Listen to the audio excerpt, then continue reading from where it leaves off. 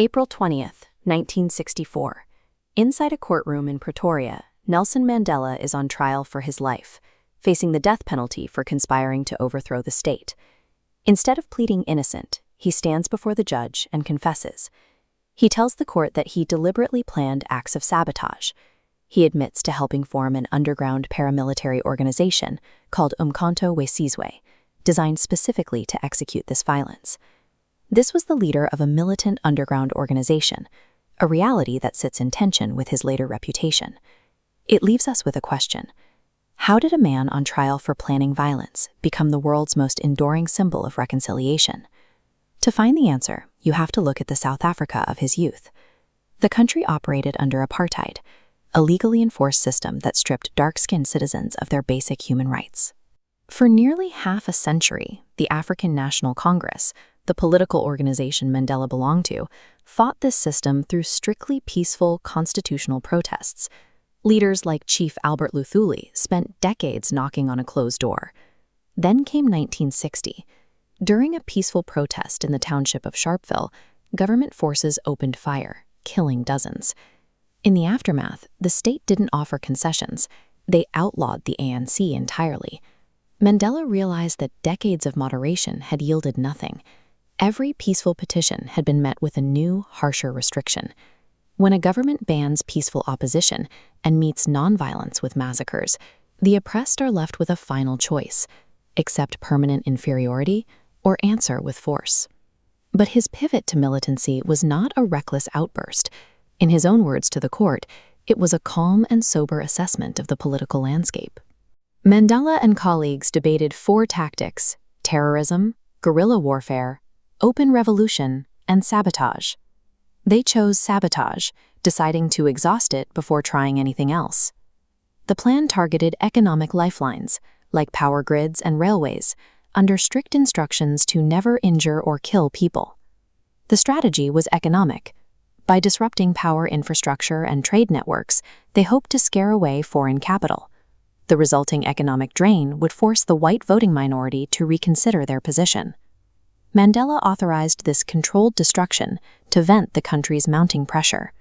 He was using strategic force to keep the nation from sliding toward a total, unhealable interracial civil war. The government's response was swift.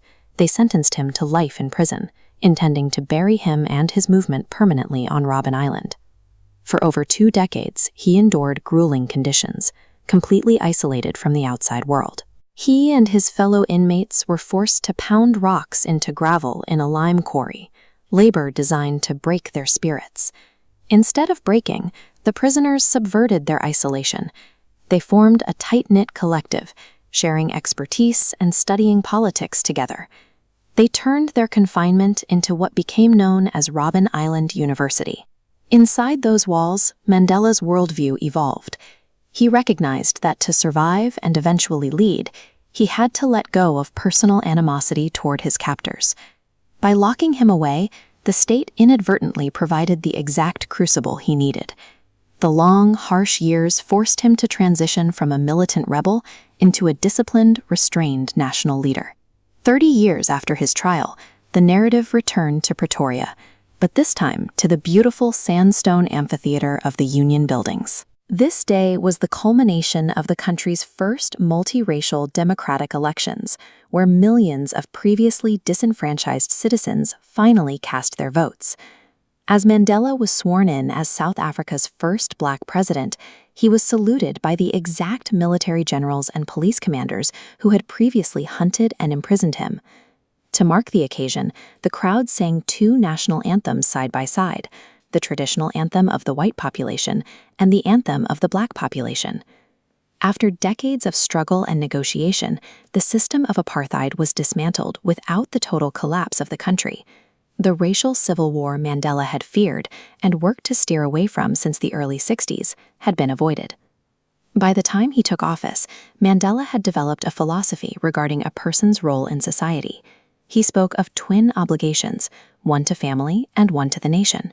Fulfilling that second obligation led to a realization: fighting for freedom could not just be about throwing off the chains of his own people. He believed the oppressor must be liberated just as surely as the oppressed. In his eyes, the people enforcing apartheid were prisoners themselves, trapped behind invisible bars of prejudice and hatred. That is why his government prioritized education and reconciliation over retribution. He worked to dismantle the hatred that built the jails in the first place. Mandela's legacy rests on a difficult logic. He sought to defeat an oppressive enemy by turning them into a neighbor. It remains one of the most successful experiments in political transformation in modern history.